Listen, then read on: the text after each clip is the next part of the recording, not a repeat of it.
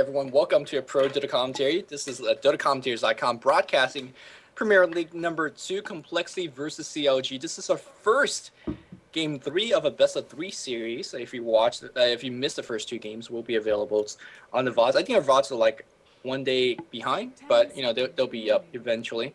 I'm completely surprised that Shadow Demon. If Nebula was here, he'll be going crazy. Why Shadow Demon's so good? And Shadow Demon won 2 games today. That's better than most heroes today. It's better than most days for Shadow Demon, as, to be honest, he's got one of the lower win rates for a support hero. Of course, he's not a hard support, but... yeah, we're going to see Windrunner banned. So, interesting. She has been picked the other 2 games, I believe. The shackle shots for Misery were scary good, but it just didn't matter. So, I'm a little surprised they would ban it. You know, again, they like to second pick it. So, you know, when they have first pick, just not wanting to give it away to Complexity, a smart choice. Furion and Chen in the pool. Are we going to see a first pick Chen again? They're going to go with first Chen. Pick Chen again. Not respecting it at all. All 3 games, she could have it. Hey, they are 1-1 so far. I wonder if, let's say, Complexity bans a random hero, will CLG actually get the Chen or the Furion? What do you think on that one? I think they would go Chen, but we'd have to check. I know they do play Furion a decent amount, and they're pretty successful with them. But I feel like they're very confident in their Chen. I mean, to pick it 3 games in a row as your first pick, that's a lot of confidence. It's a great hero. It is a good hero. Chen is one of the highest, if not the highest win rates in Dota 2. This is across all teams, all pro games that have been recorded. So it's 78% for the month of April. And of course, April... What's that? It's definitely the highest ban hero of all time. You're a little bit quiet, at least for me, so... not sure. So maybe... I can turn up my volume, but I hope you're not too quiet for the listeners out there. Okay. I'll keep talking. Maybe I was facing away from the mic a little bit. Darkseer and Shadow Demon, again, we're going to see Complexity picking up. They're loving the Shadow Demon. How good is this to see that Complexity winning games with Darkseer again? This used to be their heroes. Of course, it was off the back of, crazy, cheesy wall replica with Acceptor. We didn't see that last game, and it played relatively well. It was pretty good vacuums. And of course, everything else just goes smoothly when you get the vacuums in. Oh, and I actually have to update the scoreboard, so my apologies for that. And I have to switch the teams. Sorry about that, guys, but we do have a correct scoreboard now. And we are going to see Shadow Demon and Darkseer. So, again, really good chasing heroes, good ganking heroes. They're loving the Shadow Demon pick. I mean, I don't think we've seen any team favor Shadow Demon as much as Complexity has today. Venomance are going to be the pick for CLG. So, another, going to give them a little bit more push, some anti-push. I'm not sure where they go from here. And they're going to go for Enigma, so...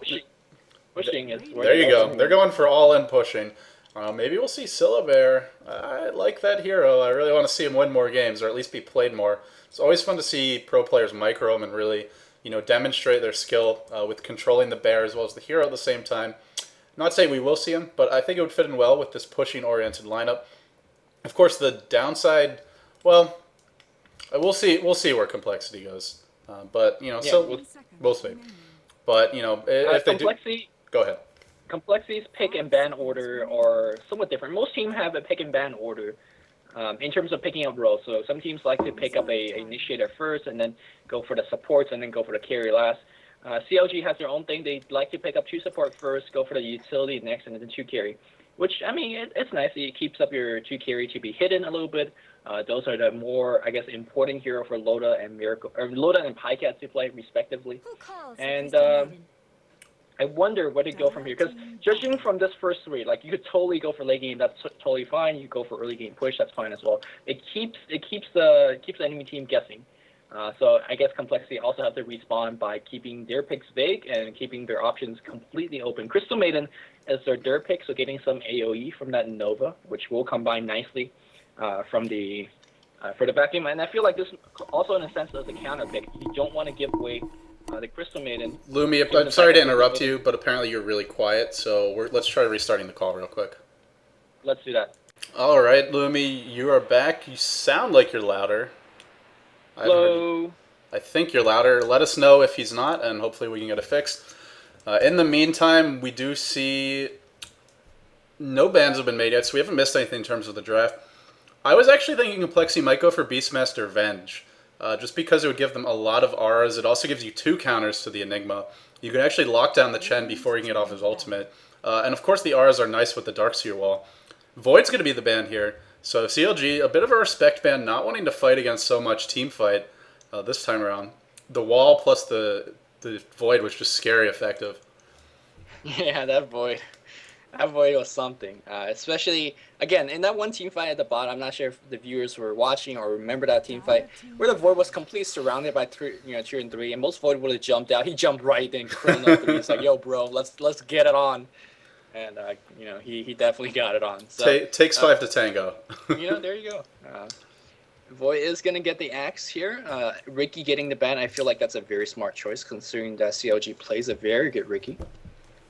So far, nothing too surprising from either teams. I'm very surprised that Venge is not picked up for Complexity. I feel like they use Venge a lot more than Crystal Maiden. By all means, I don't feel like one hero is better than another. I feel like Crystal Maiden actually might fit better in this game, considering that it does give you the AoE counter pushing ability against Chen. Yeah, we've talked about it before as well. The Frostbite is very nice versus those Chen creeps. Does a lot of damage, keeps them disabled for a while. Of course, they are still pretty squishy. You have Disruption on Shadow Demon, which I think is really key.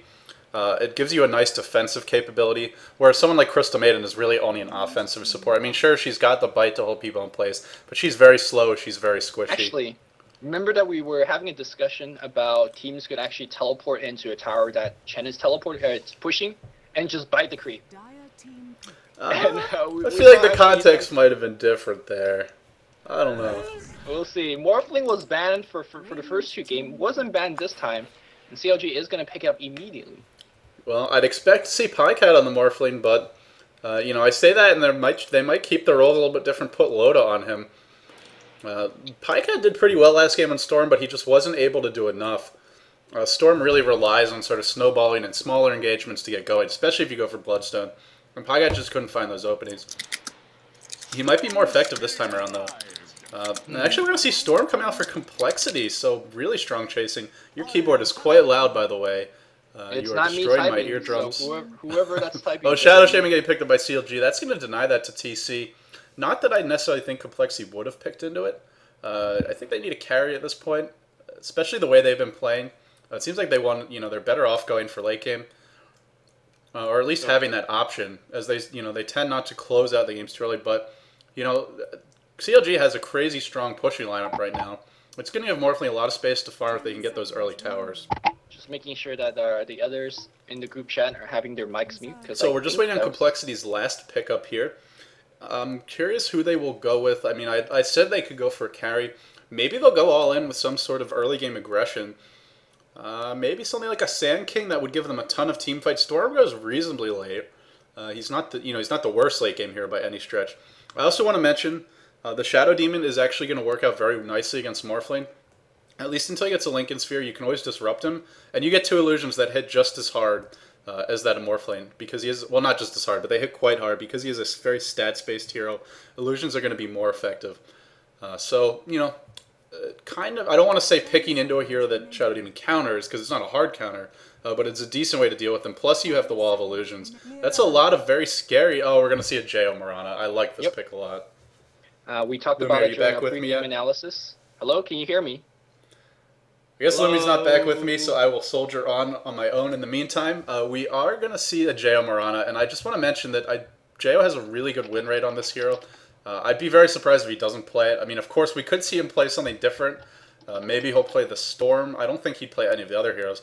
I believe he's 5-1 on Marana is the stat. And not only that, but he's a very high contributor to the team.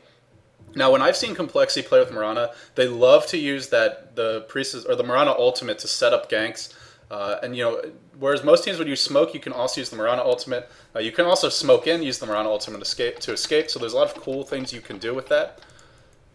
We are going to see... I'm going to introduce the players here. So we're going to see Loda heading towards the mid lane, going to be rushing a bottle. Pycat handling that Morphling heading top.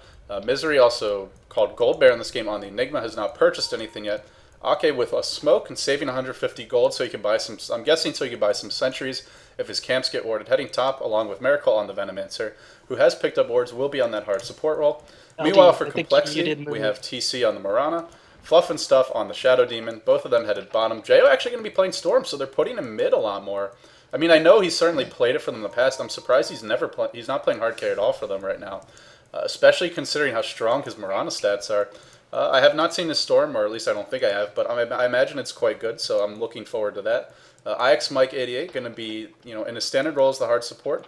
Already put down a pretty defensive ward for this top lane to try and keep Hannah Montana safe. And Hannah Montana is that final player for Complexity, going to be handling that Darkseer.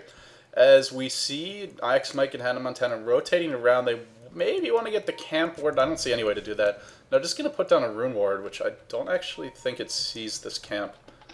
Which against the Chen, I'm not sure. Maybe it didn't feel safe putting it up here. Yeah, I don't know why that ward was placed where it was. If you put a ward up here, we'll see the camp, and it also gives you rune vision. The battle begins. Does it see anything else? Oh, I guess it gives you a little more vision into this ramp, so maybe that's what he was concerned about. Lumi, if you're talking, I am not hearing you. Well, either way, TC going to be finding a DD rune in the bottom lane. Oh my god, I don't have any sound. Huh, that's weird.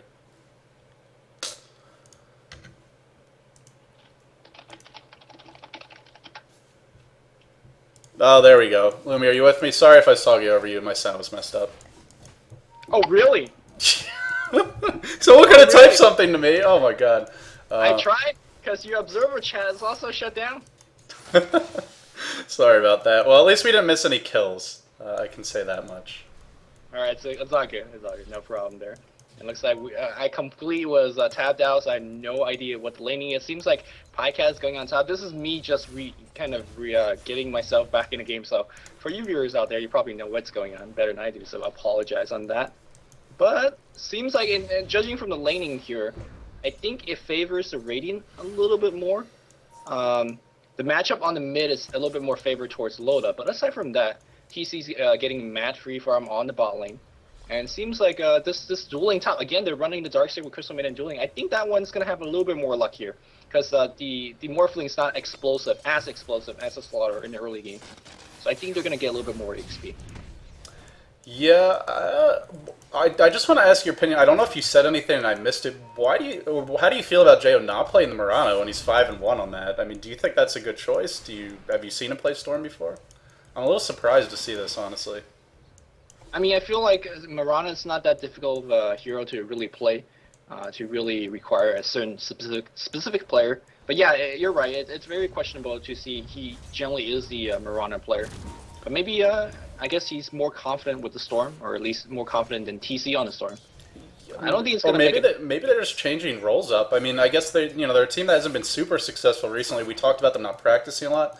This may be part of their attempts to sort of get back in their groove and find something new. But yeah, it is a little unusual to see teams switch roles. I mean, it does happen here and there. Complexity, hopefully it works out for them. It certainly did last game. Yeah, I'm not sure what it is switching role. Again, it's how hard is it to right-click with Mirana once you get that far right? So clearly nobody out there has seen a Lumi Mirana, or they would know that he's full of it right now. My Mirana is so good. But let's get back in the game. Looks like we have some nice double stacking, even triple pooling here from Fluff and stuff. He's definitely thinking about it. He is going to get the pool. Let's see if he's going to get it off. It's going to be close. I don't think he is. Yeah, he's going to get it off. Nice. Very nicely done. Yeah, he's getting a lot of levels, a lot of experience, or a lot of gold as well if he's last hitting well, which it seems to be doing decently. 300 gold. Pretty good for a hero who's purely just pulling. TC did complete the Reign of Basilius. Going to be looking, not sure what he's going to be looking towards. Probably just boots next. Crystal Maiden might be in a little bit of trouble. Gale just going to miss. Oh, that could have been the death of IX Mike.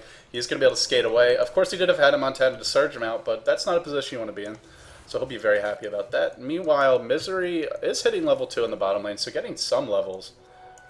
But not as many as you'd probably like to be getting. Now, there's not much action in this game, and I'm sure the viewers out there are, sorely disappointed. But just putting some analysis into this game so far, I think a game going 0-0 in broad dairy favors the Radiant a little bit more. All of the heroes could use EXP very well. They don't want to give up towers. Meanwhile, the Dire is hungry for gold. They have a pushing lineup, and they're not getting too many towers pushed down. In fact, they're not getting any kills with Chen in the jungle. Chen is one of the best gankers early on. So everything going so far, it favors Complexity. Yeah, you do have Morphling on the Dire side. He's one of the better, if not the best late game heroes, but, at the same time, that's pretty much it. Black Hole's a nice late game team ultimate. but it's very difficult to land. And aside from that, none of the heroes do a whole lot of damage late game. So they're going to be putting a lot of weight on Pycat's shoulders here to carry this one. He is last hitting pretty well. He's already got the Ring of Aquila, sitting on 600 gold, up to 18 creeps. Nothing amazing, though. Meanwhile, Jo is 24 in the middle lane, actually out farming the Rasta here, which is not something you normally see. He's also going to be doing some jungling. Not sure. I guess he stacked this camp, which is, you can push out the lane and then stack the camp. Very nicely done by Jo. And it's going to allow him to get a little extra farm. So we're seeing not really a jungle Storm, but Storm taking advantage of the jungle. Yep, exactly. Which, by the way, Storm as a 4 pick was, I think, also more of a counter pick, as we see Venomancer trying to backstab. Not going to have too much luck there. Trying to counter pick against a Enigma, because Storm could just jump in, even if the Black Hole is going off, or you could jump in and immediately cancel, jump behind the Enigma. So it's often treated as a very strong counter pick against Enigma. It seems like Complexity is treating it as such and try to use it. Meanwhile, we have quite a bit of roaming from this Venomancer, trying to get anything going, but unfortunately, not having such luck. He's kind of sometimes going top, sometimes going mid, but not committing. Are we going to see a push? Yes, indeed we are. Ring of Aquila completed, and it's turned on. Armor aura being provided to the creeps, and here we go. Yeah, this is a pretty nice push. I mean, Chen only has that Centaur, but it's still going to help them out a bit with that Swiftness aura. It's getting Frostbitten on Deny Misses. That's actually a pretty decent amount of experience here for the Radiant. They're hitting level 2 on the Crystal Maiden, 4 on the Darkseer. I want to take a look, compare that to the Enigma. Yeah, Enigma only level 3, so definitely the better end of the deal going Complexity's way. As we do see initiation on the middle lane. Looks like Shadow Demon already level 6. Wow, he's really farmed. That's going to be, or really leveled up. That's going to be first blood for Jo. That's a pretty big deal.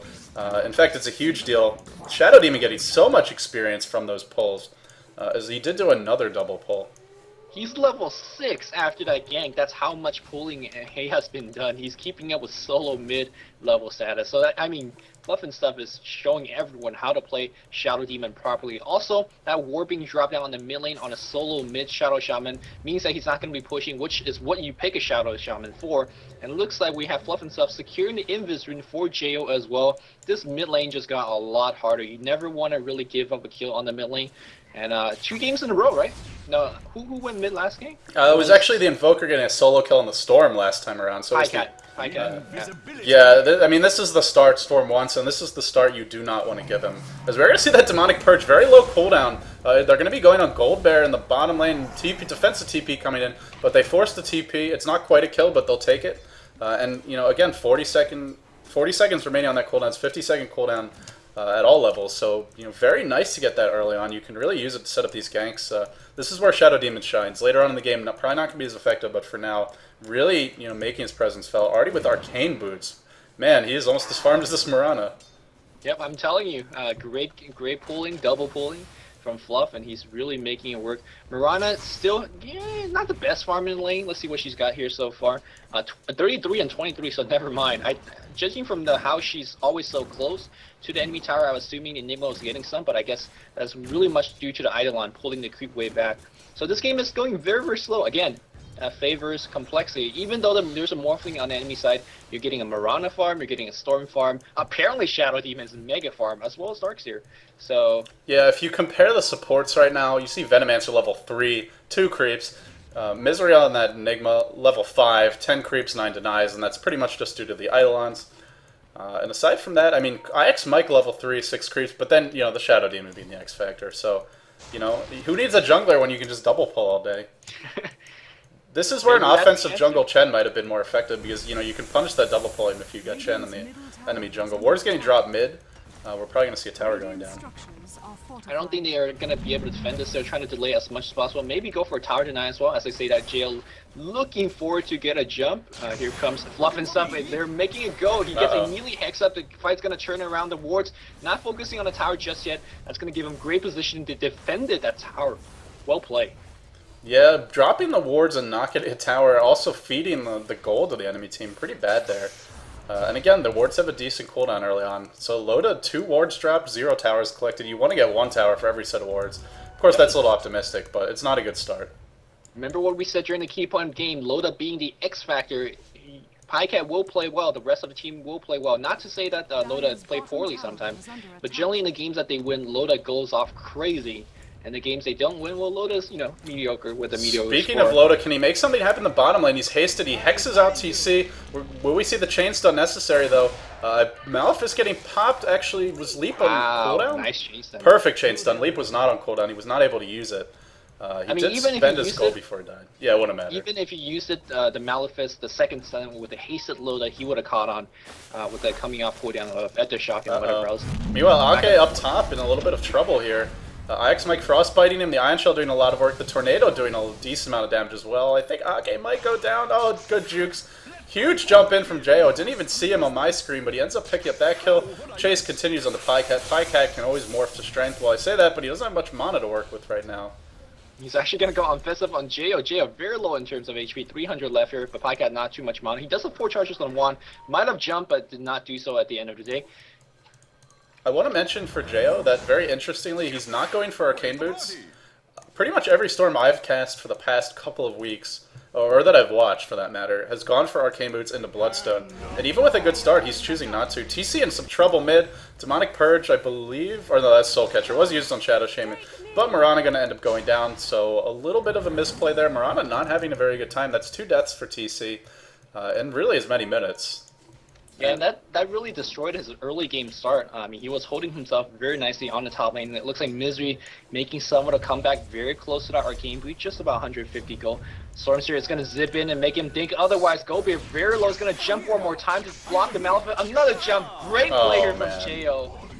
That's textbook, ladies and gentlemen. That's how you get off a gank with a Stormseer. Yeah, couldn't even hit a Malefice. Jo timing those jumps absolutely perfectly, making sure to auto-attack in between each jump. This is why you max Overload once you get that level 3 pull, because you maximize the damage of every single jump. And Jo just demonstrating how to play Storm to perfection right now. Look at his item. He's gonna. Oh, mid-tower getting. Oh, I thought Crystal Maid was going to deny it. Sorry, you were saying.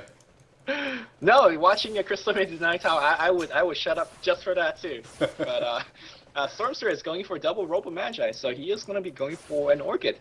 Very, very, I guess, an old school build way. I guess old school is not the right word because it's not that old, but you know, with G popularizing the G Stone build. The G Stone. That's what it's called. The G Stone. Yeah, you know, in Dota 1, Nevermore is also now known as Yafets, and pretty soon we may see Storm being known as G. But hey, you know, Jo showing that G is not the only one who can play Storm well, nor is his build the only way to play the hero. And at this rate, he's going to have a really fast Orchid. Once that Orchid is up, it's going to be really bad for the Dire squad, who's already struggling. Push is happening top lane right now. We are going to see 4 heroes up there. ldOTA trying to get some farm in the bottom lane. Maybe they're going to go for 2 towers, 1 on each side of the map. The tower is going to go down top. Pycat going for a Lincoln Sphere. It looks like goes in very aggressively and then replicates out. Yep. So we're actually seeing Shadow Demon as a Shadow Poison. Being a somewhat effective way to counter push. He's maxing it as he goes along to level 7. And depending if the Dire side chose to take that fight here, the stack was at 3 or 4. So it's not a spell that blows up the creep very quickly, as we see Hannah Montana getting ganked. He is going to get nuked down so quickly. Hannah Montana throughout all 3 games, quite out of position. Beastmaster in game 1 was caught a couple of times, both in last game and this game. His Darkseer getting caught again as well. So I don't want to say he's the weakest link, but he can't really get caught every single game. Yeah, meanwhile, ldOTA was able to get the tower bottom. It looked like Jo might get a deny off or maybe even go on ldOTA, but some nice timing on the disables and Micro of the Hordes was enough to bring that tower down. Meanwhile, in the top lane, CLG still keeping a bunch of heroes in sort of the rear, protecting Pycat here. Really wanting to make sure he gets the farm. Now it looks like they will be backing off. There's no replicate up as far as I can see. So this should be Q for Morphling to get out of there. 3 Radiant heroes have arrived. Of course, that Purge has been up on Fluff and stuff for quite a while. And that's a pretty good way to chase down even a hero like a Morphling, not to mention Surge and Ion Shell. Back on the mid lane, ldOTA, invisible. It's going to get a Hex on TC. He's going to be chain stunning it perfectly. Oh, not the best chain stun, but I think they will get it regardless of Black Hole being used. They wanted that kill on TC, and they got it. Yeah, but at what cost? Back, a little bit trouble. Soul Catcher's on him. Hand of God getting a heal off, but I think he's going to go down. It's going to be close. The poison's going to do the damage disruption on Enigma to make sure he's not going to help out his teammate. Looks like he's going to keep on chasing. Are we going to have a Surge? No Surge. Yeah. Meanwhile, Pycat is trying to backstab here. This is a very aggressive Morphling. Does he have a replicate up? I don't think he does. Not sure who he's going for, as we see Fluff and Stuff in a lot of trouble. Might be going down. Did you see that War Trap? My goodness, that was beautiful. Sir Hasted Crystal Maiden getting blocked. Miracle was going crazy. They got 2 kills, 1 on the Shadow Demon, 1 on the Crystal Maiden. And here comes the push.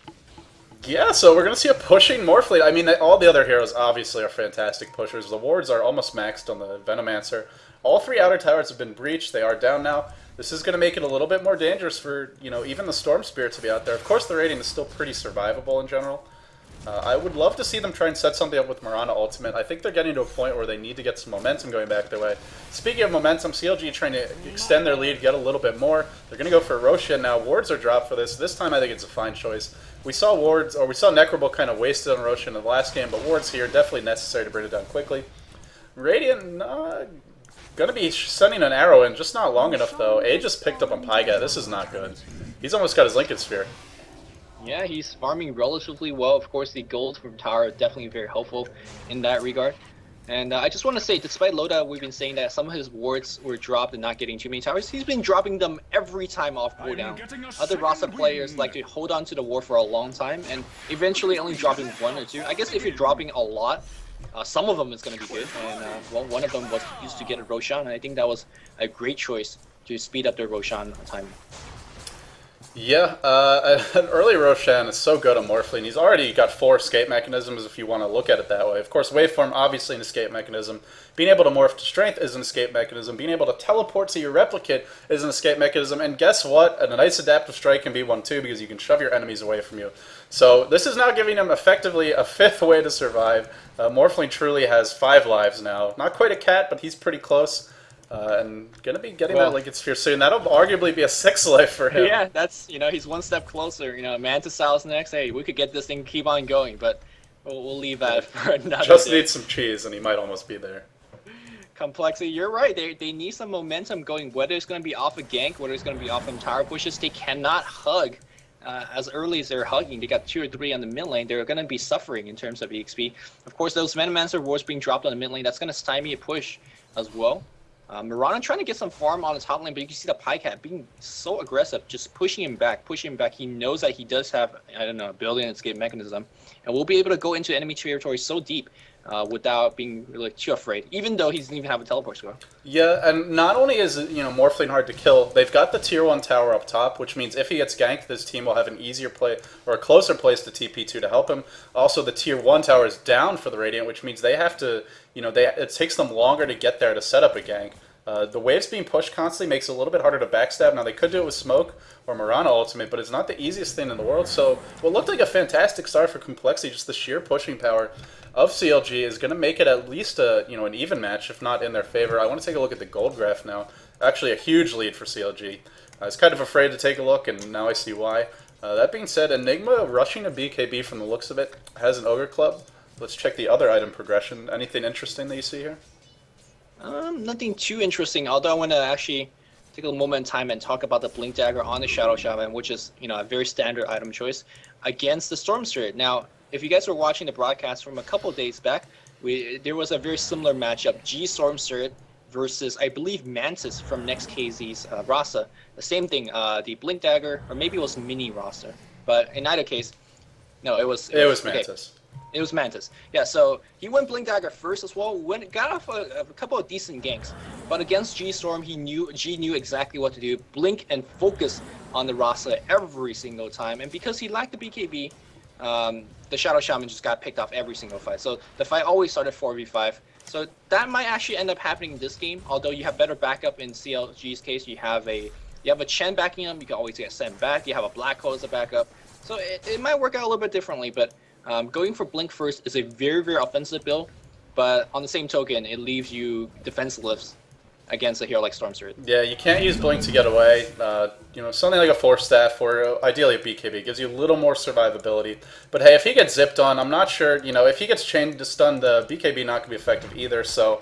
if you get the jump that you don't have to worry about. Speaking of zipping on, CLG or ldOTA in a lot of trouble here. Is going to get zipped on. Drops the wards. I don't think this was a good choice, but this might be enough. Actually, Jo might go down so low. Defensive disruption. The Purge coming out. How is ldOTA still alive? How is Jo still alive? They're in the end, ldOTA is going to go down, and the wards wasted again. So I mean, they got. Oh, Jo! What are you doing? Oh, face palming in real life right now. Oh, he disconnected from the game. That was the worst time to get disconnected. Oh, and CLG comes in with a roaming squad. This is like the biggest face palm moment. Oh, Jesus. It was Mini? Okay, apparently we were wrong about that. Dare versus Infuse. And ldOTA, look at him. Nice man, ldOTA. Pause to say sorry. He got a kill on a disconnected Storm. And I do believe Hannah Montana and Fluff might be in huge trouble. Yeah, he doesn't. No. Do you see the Vanguard up on Hannah Montana? Of course, there is the disruption for Fluff. He could try and run the other way, but I don't think. I think someone's going down here. The question is going to be who. As we also see Miracle coming in from the rear. Well, both teams definitely have a whole bunch of time to think about how they want to set up this gank or whether to even do the gank at all. Of course, we have a very nearby tier 2 tower. Let's check on the other side of the map. Do we have teleport score? Ice Mac has one. Miran has one. This could develop into a very ugly fight for these two supports, who seemingly has a better position. There is a black hole up on Nigma as well, and a double damage on Chen. I guess that's relevant. Well, but earlier in that engagement, it was so cool. Like, both heroes are so low. Hand of God came in. It made it look like the Storm was going to die, but then the disruption was there as well. So well play on both sides, and Jail decides to lag out in the most inopportune moment in time. Yeah, I thought Jay was getting a little cocky, but in fact he was just lagging.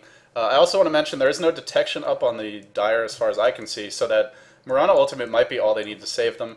I believe the net does reveal, but it's only for a brief second, so that will not be enough. I think they'll end up getting away, but if you force Murana Ultimate defensively, that's obviously still something that CLG will be fairly happy about. Both teams just like, okay, so how are we going to get out of this? Murana Ultimate and a Surge? Okay, let's try that one. Oh, of course, Aki is constantly spamming his shift keys throughout his Centaur, Troll, Warlord. He's got double Troll. That's 4 seconds of reveal time if he chains in that one. Perfectly. Oh, he has a second one. I didn't even... Where's the other one?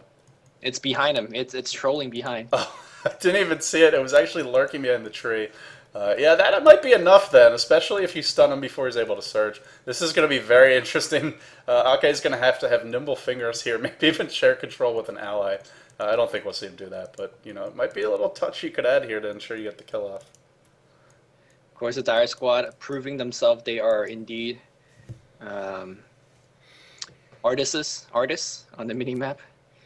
Some faithful rendition of the Mona Lisa. That's one interpretation. I'm not sure that would be my first one, but hey, it's the family-friendly one. Modern art Van Gogh going on here, and hey, at least it's not Mal Sport drawing on the minimap, because you don't want to know what they draw on the minimap. Yeah, I did notice Murana has no item progression whatsoever, so those deaths really costing TC. He's got the Ring of Aquila, the Magic Wand, and the Power Charge, but if you look at Pycat, he's basically a full Lincoln Sphere ahead. Unless there's anything on the Courier, which there's not. So this is, I don't know, Complexity not in the best spot right now. You know what would be really cool? Like, you know how there's a farm graph for the entire team? Yeah. It'd be pretty cool to have a farm graph for like an individual hero. I don't think it would be too difficult to code like for Val, but for example, I would really interested to see what that graph is for Murana. He had a really good start. There was 2 to 3 ganks where Murana got shut down. Oh my god, that gank's gonna happen on the bot lane right now. The vacuum is going off, and I do believe Hannah Montana is gonna go down. No Moonlight Shadow was used. Seems like where how the SD go? He TP'd out. And he ported out. Yeah, you know, I mean, you drop the Rost awards, but you do end up getting those 2 kills. So in the end, one of them may be a little bit more due to luck than skill, but hey, they'll take it. The push will commence on the bottom lane. This is going to be very important to get this tower. It's going to mean a lot of map control. Meanwhile, Crystal Maiden getting picked off solo by Pycat. Not afraid to go deep into the enemy territory now that he's the Aegis. We talked about how many escape mechanisms he had. He doesn't even need to escape right now. He's the one going on the offensive. Murana doesn't even feel safe farming at her own tower at the moment. And in fact, we might see TC in some trouble here as he will leap away to safety. One thing we always look at carry players like, oh man, look at how many creeps he's got, the gold per minute and all that stuff. But look at what Pycat's doing. Not only is he getting farm himself, he's always keeping TC away from the lane. So you can think that he's doubling up in terms of farm. He's farming himself and he's preventing the enemy carry from getting any farm. That is a mark of a really, really good player. And Pycat is just showing us exactly how to do that. He's even getting a kill against a dual lane by himself. Like, what else can you expect from Pycat? Yeah, really nothing. And of course, because the Legged Sphere doesn't block arrow, so I guess it's worth mentioning. A nice arrow might be a way to set up a kill on Pycat. But, you know, he's got so many lives that he has no qualms about being this aggressive. Storm's going to zip in, but he can't... Oh, actually, Crystal Maiden does pop the The Lincoln's there, but Pycat's so survivable, already still sitting at 1,000 health. Demonic Purge even being used. I don't think they're even going to kill him once. No, in comes ldOTA from the back, in from the rear. He drops the wards. Looks like Crystal Maiden might be dropping. Ake charging in with his creeps. Absolutely massive army of creeps. Ake dropping the Hand of God and the Mechanism, healing up absolutely everyone. The wall gets dropped, not doing too much work. TC on the retreat. Leap is down. We're going to see Morphling pick up a kill on the Crystal Maiden. Big Black Hole hitting a couple of heroes here. A lot of kills coming out for Morphling. Morphling just absolutely out of control. Still has tons of mana, tons of HP. He will finally be disrupted. Meanwhile, we did see, looks like Venomancer getting a double kill. Oh man, this is not looking good at all for Complexity. CLG putting on a clinic on that team fight. Misery, by the way, dropped a 4-man Black Hole on top of everyone except, I think, whoever that died. I think Darkseer might be that died right from the get-go. That was a big team fight off the back of the Black Hole. They only lost a Chen, but you gotta keep in mind, Chen dying is no big deal because he's got 3 creeps still roaming around. Immediately gonna swing for tier 2. The Radiant hero is respawning back very quickly. Shadow Demon dead for 14 more seconds. Storm comes in right now, trying to set something up. He's gonna get a kill to 1 net, a stun here. Look at Aki, he's microing away. Jail's gonna go down. Oh my you god. Could thank that to Aki, and I think I just. Why do you not respect Aki's Chen? Yeah, they don't respect him in the banning stage, and then they're not respecting him in the playing stage. I mean, Jaya just trying to make something happen for his team. I can't blame him because this is not a good situation to be in, and you can't just sit here and wait. I mean, we talked about the Radiant probably having a little bit better late game, but it's not going to be better late game when you're this far behind a Morphling. That prediction relies on them at least breaking even or close to even. So, you know, I can't blame Jo for trying, but you got to respect that Chen play. Ake just playing brilliantly. Such strong micro. Even if Chen's dead, you know, doesn't matter too much. He still has the creeps there, and the Chainstone is absolutely perfect. Just to make sure the viewers understand what LD was mentioning earlier, why Lincoln Sphere doesn't block arrow. That's a Dota 2 bug. No, it's a recent change actually in the patch notes. Was it changed? It doesn't. Wow. Yeah, it was in the Dota 2 patch notes, so I guess they decided to do it differently from Dota 1. Oh, nice Chainstone on TC. TC might be in a little bit of trouble. Benigma picks up a BKB. Oh, a big vacuum coming out. Ake in some trouble. Popping the Mechanism and the Hand of God again defensively, but if he lives, it's totally worth it. Oh, he's going to go down to the Shadow Demon Poison. But that was a lot of spells devoted just to killing off a Chen. Meanwhile, guess what Pycat's doing? He's farming. Pycat's got illusion. He's going to come right in. Waveform on top of everyone. TC's going to go down here. No Black Hole in this team fight. Pycat losing HP rapidly. He is morphing the strength but not attacking anything relevant. Hana Montana gets disrupted. Defensively, Stormster trying to do whatever he can. Just not enough trying to focus down on Pycat. Pycat losing HP rapidly, but he will have more mana to waveform out. Indeed, no, he's going to go down. Does have the Aegis, so he's going to be right back in this fight. Wall is still on top of everything. ldOTA gets a killing spree right now. Stormster is zipping back out, and I think that was the end of the team fight. Still, the Radiant is up by 3 kills. I think Pycat's quite happy to burn the Aegis there. They got a bunch of kills. They're going to get another tier 2. They can go for high ground here. The wall is down, and that's the best anti-push the Radiant has to offer. Is there anything at this point that the Radiant can do to defend this push? Black Hole is coming up in 15 seconds. I mean, what do you do here? Is there anything you can do? Or is this game just out of reach? The gold grass certainly suggests this fight is going to be so hard to defend. I guess Stormstrike can make something happen. Zipping, they are going to use Moonlight Shadow initiate. There's a silence on ldOTA. Oh, the BKB really debuffs. Jo correctly identifies and back out. Blink in here from ldOTA. Stunning IX Mike, nothing too much. I mean, losing a tower is okay if you could defend the Rex. Can they, though? We still have a vacuum. And it looks like those wards are being destroyed slowly. And it looks like ldOTA's going to get sent back. That is the end of the team fight. Here comes Jo. If you could get Goldberg. Black Hole on 2. And now Misery is going to start DPS. Arrow is going to slow Pycat for a little bit. But 2 kill here. 2 more kills going for CLG. I do believe with that, the Rax will be destroyed. Man, this fight, CLG just playing so well. I mean, Complexity's had good team play, but CLG just completely outplaying them this game. Whether they'll pause, it's something to do with it, it's hard to say, but I really think CLG had a commanding lead before that happened anyway. Replicating in, getting even more aggressive, picking up another kill on poor Crystal Maiden. IX Mike not having fun. It's never fun to be supported in this situation. Oh, almost wait for me into an arrow. In fact, the GG is going to come out now, so Complexity, and I don't disagree with this GG. You lost Rax to a Morphling. You're down over 20k gold, and your Mirana has absolutely no items. Yep. Good to see that they're not dragging to a 54-minute GG or something like that. They're definitely capable of doing that, don't get me wrong. Yeah, they're not going to pull an infuse this time around. Not going to delay for, 20 minutes. But, hey, Complexity played well. I was very impressed by Game 2 when they went a little bit unorthodox. And hopefully they showed signs of life. They're certainly not a team that's just completely reeling. They just need to put it together. And CLG is by no means an easy opponent to beat. Misery played exceptionally well as a stand-in. So I almost want to say he's the MVP for CLG. His shackle shots for money, his Enigma black holes this game are absolutely huge. And especially for a stand-in to do that is very impressive. But Ake's Chen certainly up there too. Ake Shen getting a 3-game display, so maybe whoever is playing CLG next won't be banning, or will be banning the Chen. I wouldn't be surprised. I mean, I don't know. I feel like they showed that they're capable of beating the Chen, but these were not the heroes to do it with. They're, too much push on the dire side. I think banning the Enigma in the second game was a smarter choice than, I forget what they banned. But, if you're going to let them get Chen, you don't want them to get Enigma as well. Especially not with Shadow Shaman and Venomancer. Too much push for CLG. And then, of course, Pycat playing his patented carry who gets a billion kills and farms all game. Some stat pattern going on over here. Pycat trying to get some kills. Ghost Scepter, best found campy item in the game, as we see ldOTA was absolutely fine. Now he's dead because Ghost Scepter don't last forever. Throne does go down.